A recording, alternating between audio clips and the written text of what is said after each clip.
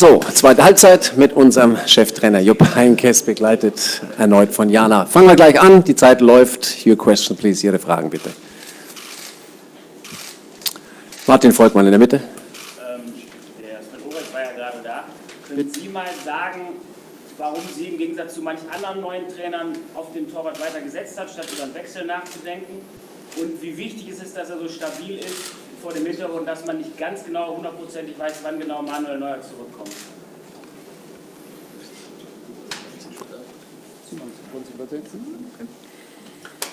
Donc vous, en tant que nouveau coach du Bayern Munich, est-ce que vous pourriez nous expliquer un peu à quel point il est important d'avoir un gardien stable et pourquoi vous avez continué à miser sur Sven Ulreich alors que Manuel Neuer sera probablement encore malade pendant quelques mois? Ja, ich habe ja schon in der Vergangenheit geäußert, dass ich mit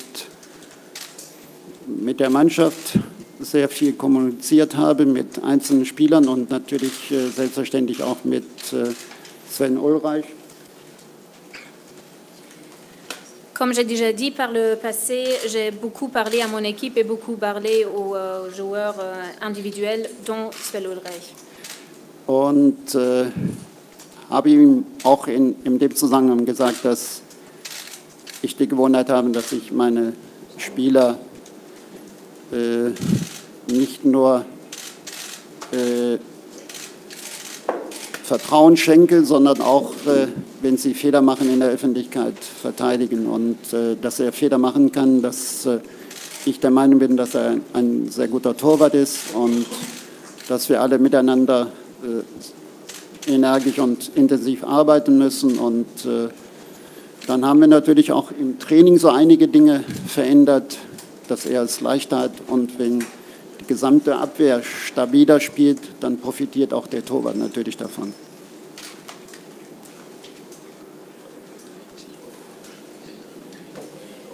Je lui ai parlé de ce sujet et je lui ai dit aussi que j'ai l'habitude de faire confiance à mes joueurs et de garder cette confiance. Et je suis aussi prête à défendre mes joueurs lorsqu'ils commettent une faute. Et il est un bon gardien et nous avons travaillé ensemble, nous continuons à travailler intensément ensemble. Nous avons également ajusté son entraînement et évidemment, lorsque la défense est plus stable, le gardien en profite également. Klaus Bergmann, hier vorne. Was geht's hier morgen für den FC Bayern? Quel est l'enjeu demain pour le FC Bayern? Das ist ja eine provokante Frage. Weil das ist ein Champions League-Spiel. Und ich finde, für jeden Spieler ist es was Besonderes, in der Champions League zu agieren. C'est une question un peu provocateur. Demain, nous allons jouer un match de la Ligue des Champions et pour chaque joueur, ceci est toujours un honneur. Und zudem ist es doch ganz klar, dass ich jetzt nicht meine Gewohnheiten ändere oder dass ich plötzlich sage, ja, spielt mal mit 50% Einsatz oder was weiß ich. Nein, ich bin auch ehrgeizig genug, morgen das Spiel gewinnen zu wollen, weiter unsere Serie auszubauen und auch noch weiterhin Stabilität zu haben. Il est pour moi très clair que je ne vais pas changer mes habitudes maintenant et dire à mes joueurs qu'ils peuvent jouer à 50%. Demain, par exemple, je reste ambitieux et notre objectif est clair. Nous voulons gagner ce match et garder une série stable. Nochmal kurz hinterher. Hätten ja auch sagen können, wir wollen Gruppensieger werden. Vous auriez pu dire aussi que vous souhaitez être en tête du groupe. Ja, aber wenn Sie auf das Spiel gegen Saint-Germain Paris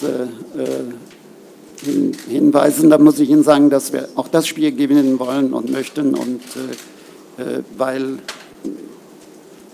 die Psychologie im Fußball spielt auch eine große Rolle. Weil wir können ja auch Saint-Germain Paris dann irgendwann, ich weiß nicht, ob schon im Achtelfinale oder Viertelfinale oder Halbfinale, je nachdem wie weit wir kommen, treffen. Und deswegen wäre es schon gut, wenn man auch das Spiel gewinnen würde.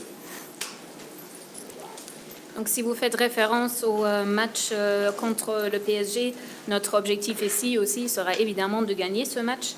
Et car la psychologie joue toujours un rôle très important dans le foot. Et nous ne savons pas si nous allons rencontrer le PSG au 8e, en quart de finale ou en semi-finale. Oder ein Endspiel. Ou en finale. Ganz hinten, André Siems. Herr Heinkes, ich habe vorher noch ein Interview mit Jean-Marie Pfaff gerade gemacht draußen am Feld und er hat so ein bisschen den FC Bayern und Anderlecht gegenübergestellt, kam dann zu dem Conclusio, dass Anderlecht zwar einige gute Individualisten hat, aber der FC Bayern München doch Anderlecht weitaus überlegen sei. Er hat gesagt, eigentlich meint er, Anderlecht hätte nicht den Hauch einer Chance. Das war so seine Einschätzung dazu. Erwarten Sie morgen ein sehr einseitiges Spiel? Je viens de faire un petit entretien avec Jean-Marie Pfaff et il a comparé le RSC et Bayern Munich. Il a dit que certes, chez le RSC, il y a quelques individus qui sont très forts, mais le Bayern Munich reste en tout l'équipe beaucoup plus forte et que le RSC n'avait aucune chance contre le Bayern Munich. Qu'est-ce que vous en pensez? Ich denke, dass es da auch unterschiedliche Meinungen zu gibt, weil A, darf man nie einen Gegner unterschätzen. Es ist egal, aus welcher Liga er kommt. Natürlich ist die belgische Liga nicht so stark wie die englische, die italienische oder spanische oder die deutsche, das ist doch ganz klar. Aber man darf nie den Fehler machen, eine gegnerische Mannschaft zu unterschätzen, vor allen Dingen nicht in der Champions League. Je pense qu'il y a différentes opinions par rapport à ce sujet. Donc, de un, il ne faut jamais sous-estimer un adversaire. Évidemment, la Ligue belge n'est pas aussi forte que, par exemple, la Ligue anglaise, espagnole ou allemande.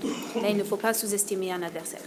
Da möchte ich noch hinzufügen, auf Video habe ich das Spiel Anderlecht gegen Club Brügge gesehen und das hat mir auch schon imponiert, weil Anderlecht nicht nur überragende Aktionen gehabt hat, auch hinsichtlich Offensive, sondern kämpferisch sehr stark war und läuferisch. Und durch den Trainerwechsel haben sie auch die Abwehr etwas stabilisiert und deswegen wird das morgen kein Spaziergang.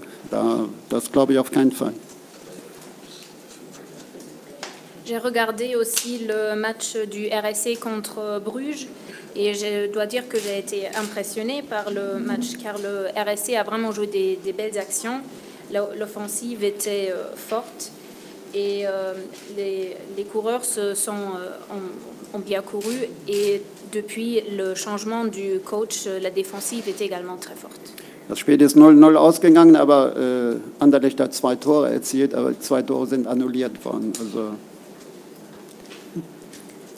C'était un match nul, mais même si Anderlecht a marqué 2 buts, mais les 2 buts ont été annulés. Manuel Bonke, links. Herr Heinkes, Karl-Heinz Rummenigge hat am Schluss gesagt,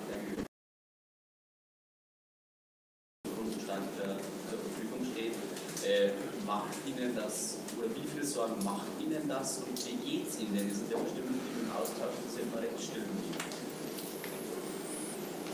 Ja, ich denke, dass die Genesung im Zeitplan ist und ich muss dazu sagen, dass ich im Laufe meiner Trainerlaufbahn immer meine Spieler geschützt habe. Bei mir spielt nicht ein verletzter Spieler und vor allen Dingen fängt ein Spieler, der verletzt war, nicht vorher wieder an, bis er nicht nur gesund ist, sondern bis er ein intensives Reha-Programm durchgeführt hat und nicht nur körperlich fit ist, sondern auch matchfit ist. Und deswegen kommt von meiner Seite überhaupt kein Druck.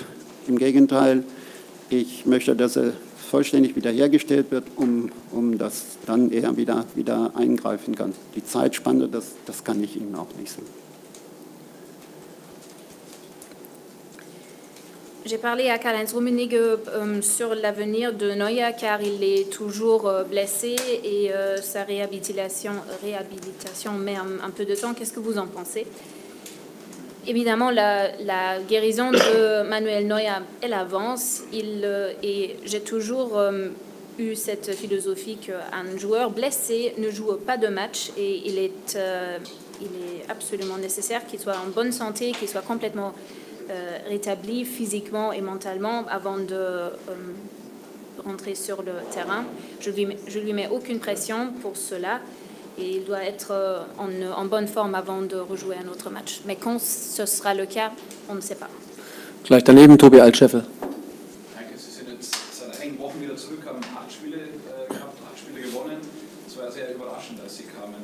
Mal ganz profan gefragt, wie geht es Ihnen jetzt nach diesen 8 Spielen? Überwiegt Spaß oder der Stress? Ich will jetzt gar nicht von Kando anfangen, den Sie nur jetzt einmal kurz in Schwalmtal gesehen haben in der Länderspielpause, aber einfach, wie fühlen Sie sich jetzt nach der Rückkehr und wie gesagt, wie geht es Ihnen mit dem Comeback? Vous êtes de retour depuis quelques semaines, vous avez joué 8 matchs et vous avez gagné 8 matchs et je voudrais savoir comment vous vous sentez. Est-ce que vous êtes content? Est-ce que vous vous sentez un peu stressé? Ja, grundsätzlich muss man dazu sagen, natürlich, wenn ich körperlich nicht so fit gewesen wäre, hätte ich den Job einmal nicht annehmen können und nicht durchführen können. Das ist für mich ganz klar, weil ich habe mich immer körperlich fit gehalten und muss sagen, dass es mir Spaß macht, mit der Mannschaft zu arbeiten, weil ich ja sehe, dass unsere Arbeit Früchte trägt, dass die Truppe sehr diszipliniert ist, dass wir auch jetzt langsam so Automatismen bekommen. Das hat man am Samstag schon im Spiel gegen Augsburg gesehen. Und dass auch mein Trainerteam mit der Mannschaft sehr gut harmoniert, dass das ganze Funktionsteam in Aufbruchstimmung ist und dass das kein Zufall ist, dass wir Erfolg haben. Und das hängt nicht alleine mit mir zusammen, sondern mit allen, die im Moment dem Team zuarbeiten und natürlich in erster Linie auch der Mannschaft. Si physiquement je n'étais pas en si bonne forme, ce ne serait pas possible de faire ce job et j'ai toujours tenu à garder une bonne forme. Je suis très content de travailler avec cette équipe et c'est pour cela que nous avons aussi atteint des bons résultats. Nous avons pu réactiver certains automatismes, ce qui s'est montré aussi le samedi dernier dans le match contre Augsbourg. Et mon équipe de coach travaille également très bien avec toute l'équipe et ce n'est pas une coïncidence que nous avons remporté une série de succès. Haben wir noch 2 Fragen. Stefan Kuhnberger ganz hinten. Herr Heinkes, Arjen Robben hat bereits nach dem Spiel in Glasgow gesagt, dass er die vielen englischen Wochen schon in den Knochen gespürt hat. Er ist ja auch der Dauerbrenner bei Ihnen. Dass Sie das Spiel morgen ernst nehmen, haben wir soweit verstanden. Können wir uns trotzdem auf personelle Veränderungen und Rochaden Ihrerseits einrichten? Arjen Robben a dit après le match contre Glasgow qu'il était vraiment fatigué et qu'il se sentait fatigué après plusieurs semaines de match. Est-ce que nous pouvons nous attendre à des changements dans la composition de l'équipe pour demain?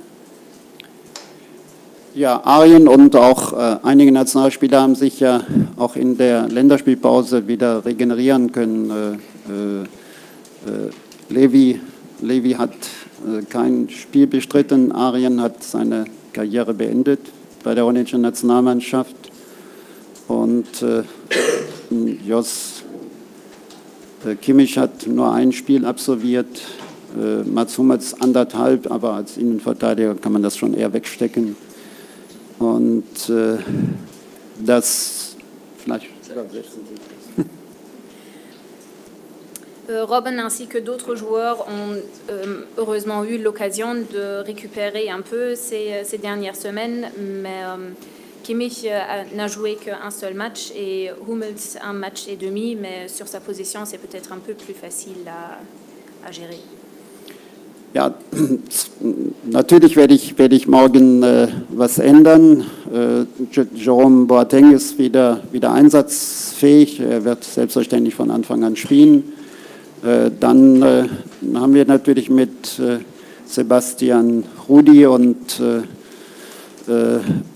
Coco Tolisso haben wir auch 2 Nationalspieler, die jetzt zuletzt nicht von Anfang an gespielt haben. Und das ist selbstverständlich, dass sie morgen von Anfang an spielen, weil das sind nicht nur sehr gute Spieler, sondern ich denke, dass es auch meine Aufgabe ist, auch jedem Einsatzzeiten zu geben. Und das mache ich gerne, weil das ist aus meiner Sicht auch kein Risiko.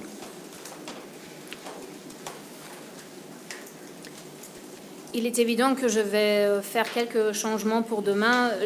Jérôme Boateng est de nouveau prêt à jouer. Il va jouer dès le début du match demain. Rudy et Tolisso sont deux joueurs de l'équipe nationale qui vont, comme Boateng, jouer dès le début du match.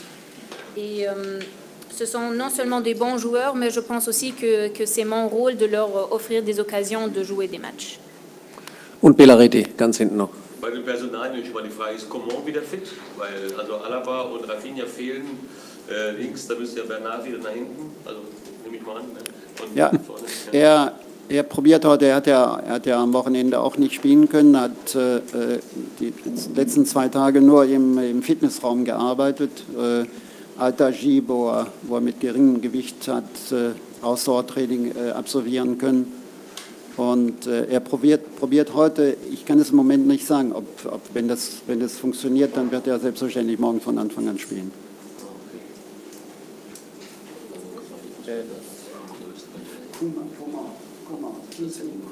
Kingsley Coman. Kingsley Coman a passé les 2 derniers jours à travailler dans le gym principalement pour effectuer un léger entraînement d'endurance. Mais j'espère qu'il sera en forme pour jouer demain.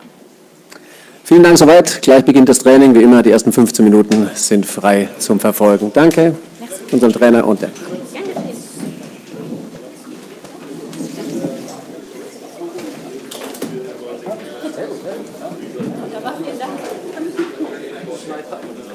Alles gut. Ja, danke.